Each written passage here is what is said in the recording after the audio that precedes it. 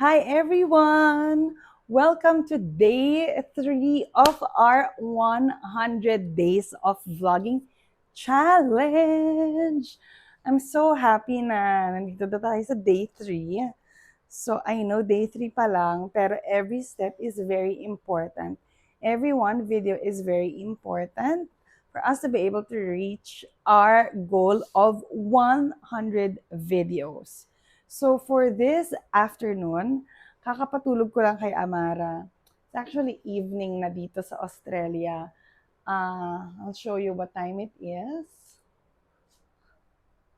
So, 7:30 na po. 7:30 p.m. na. But, if we go outside, I'll take you outside. As you can all see, super duper liwanag pa rin.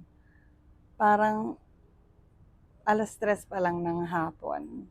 But it's actually already 7:30. It's actually the summer season here in Australia. That's why medyo late bumaba yung araw. So, yeah, usually yung sunset mga 8:00 pa ganyan. So, ibaba na natin ulit yung blinds kasi nakakasilaw ang liwanag ng araw, di ba? Sobrang taas pa yung araw natin. So, baba na muna natin yan. Para hindi masyado yung face ko sa vlog na ito. At para diyan, hindi nakakasilaw. So, today, afternoon shift si James. So, ako lang yung in charge dito ngayon sa bahay dahil panghapon nga yung mister ko. Dahil sobrang ganda naman ng mata ko. Super brown naman pala ng eyes ko. Ngayon ko lang na-realize sa video na ito. Look. May pagka hazelnut pala siya. Natural color yan, guys. Walang contacts. Pero 'di ba? Bumabrown yung eyes. Anyway, kuha na muna ako ng merienda natin for today. So, ang memeriendahin ko ay ang ating leftover na inutak from yesterday na gawa ni Hubby. So, ang asawa ko mahilig magluto. I'll tell you a little bit of a funny story about my husband, no?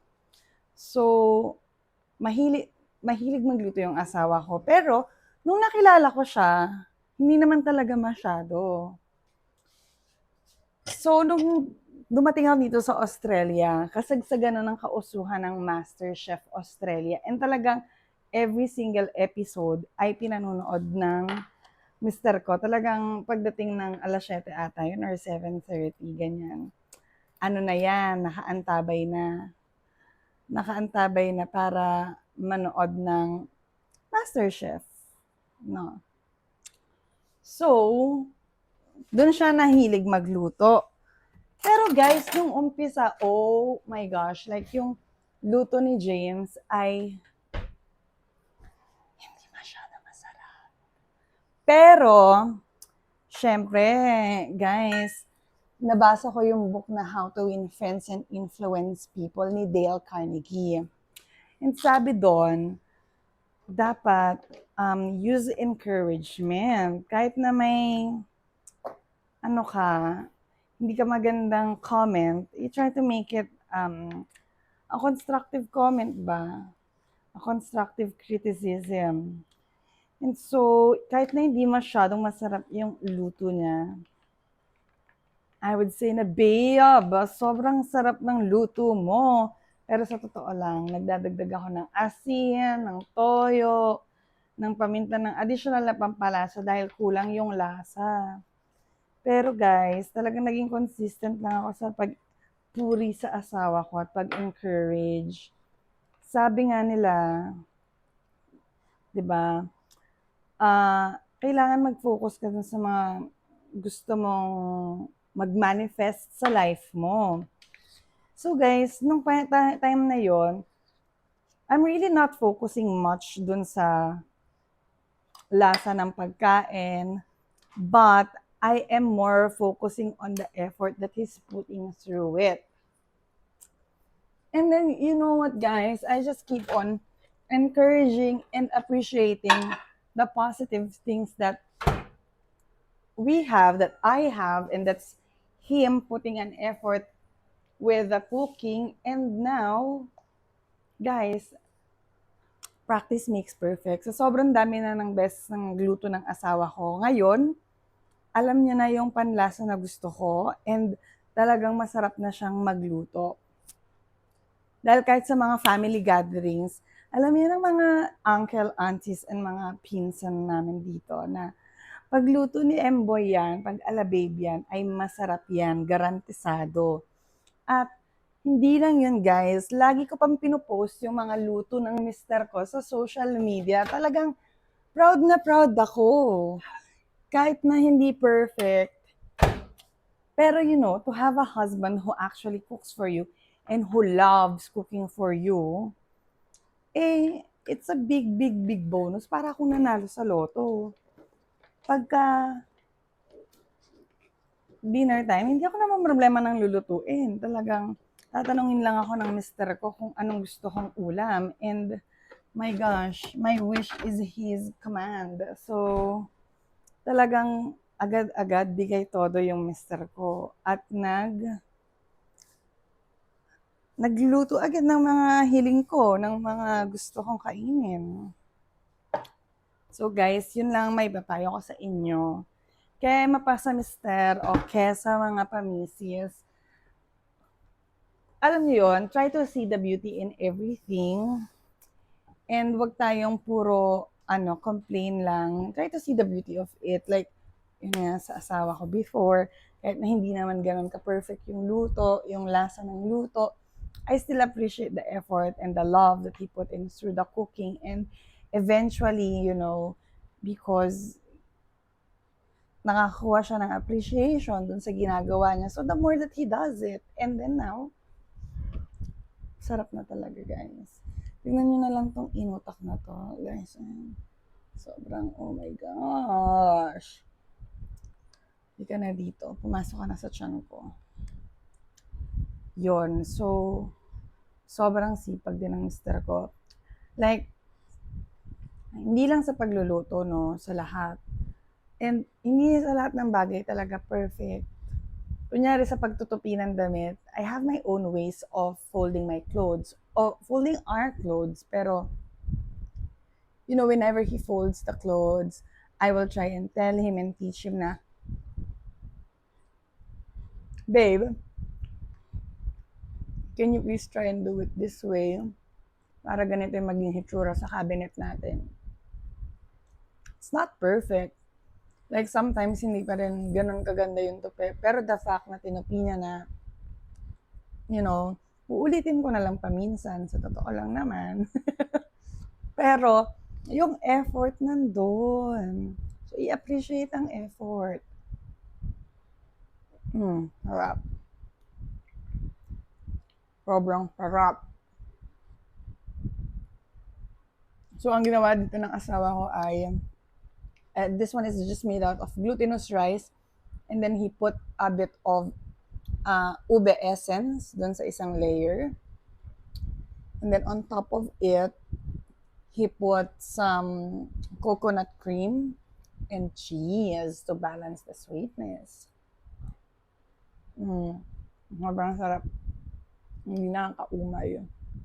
Alam mo, sa totoo lang, maubos ko yung kalahati nun sa isang upuan kung hindi ko pipigilan yung sarili ko. Ganun kasarap.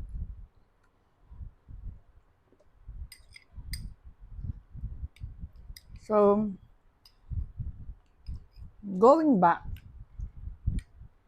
dahil nga ina-appreciate ko yung mga effort na ginagawa ng asawa ko, guys, look! Nakapaglaban na. So, sinampay niya lang yung mga damit na magugusutin. Tapos yung the rest, nilagay niya na sa dryer para hindi madaming sampay dito. And madali kong malikom, di ba? Sobrang galing. Sobrang sipag, sobrang bait. And ginawa yan ng asawa ko kahit may pasok siya today. Naglaban na siya bago siya pumasok. So ako naman ngayon, itutupi ko na yan at ilalagay sa mga lagayan.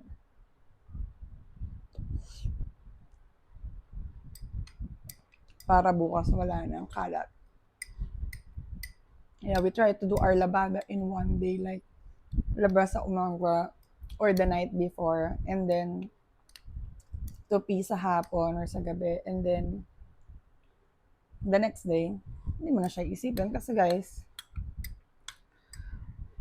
yung mga bagong labang damit, mag-aantay lang yan sa'yo, hindi sila pupunta mag-isa sa wardrobe nila. So, it's just really, and it keeps on piling up kapag hindi mo ginawa. That's why we try to attend it as promptly as possible. Pero syempre hindi naman sa lahat ng pagkakataon gano'n. Pero okay lang. Rock.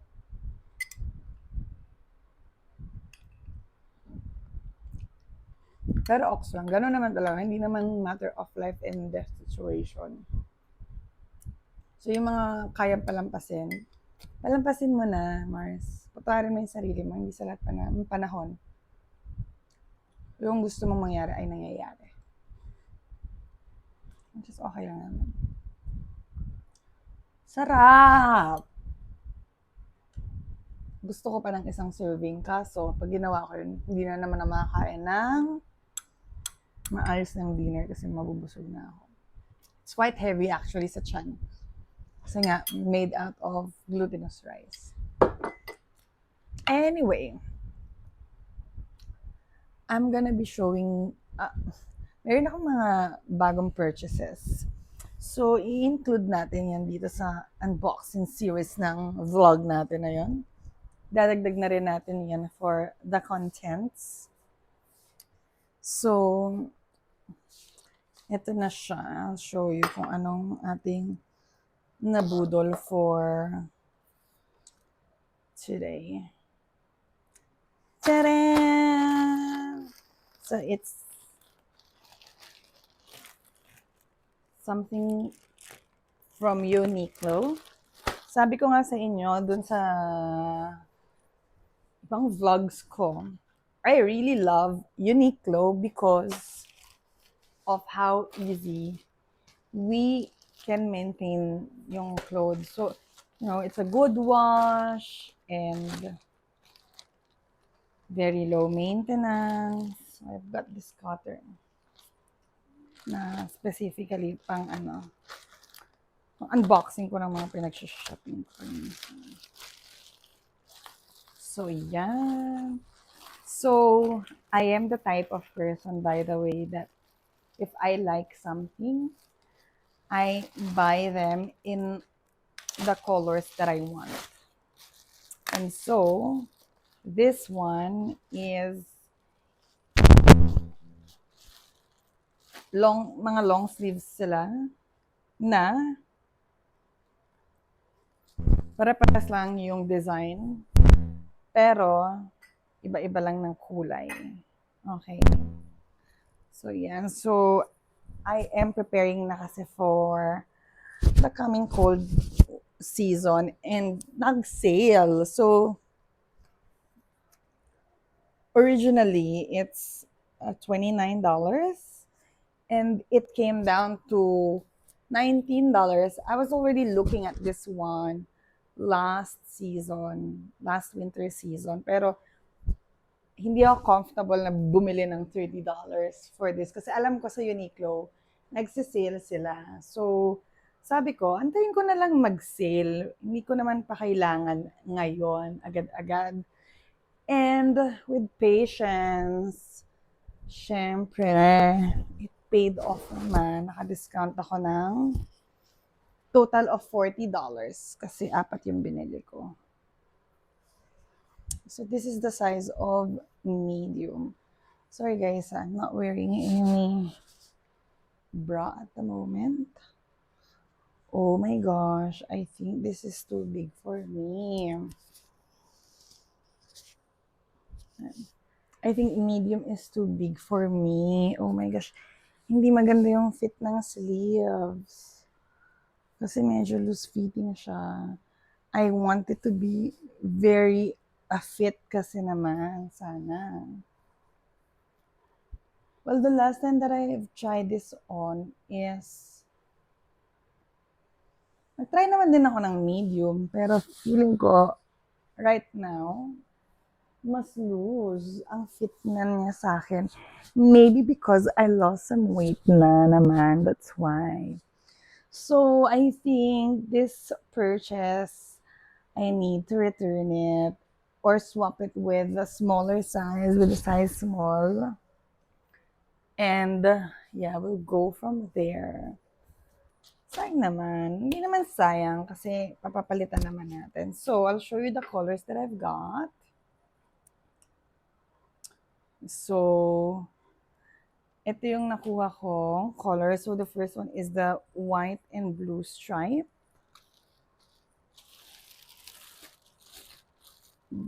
And then this one is the merle gray. Nahilig lang ako sa neutral color so that madali siyang pag-terno-ternohin.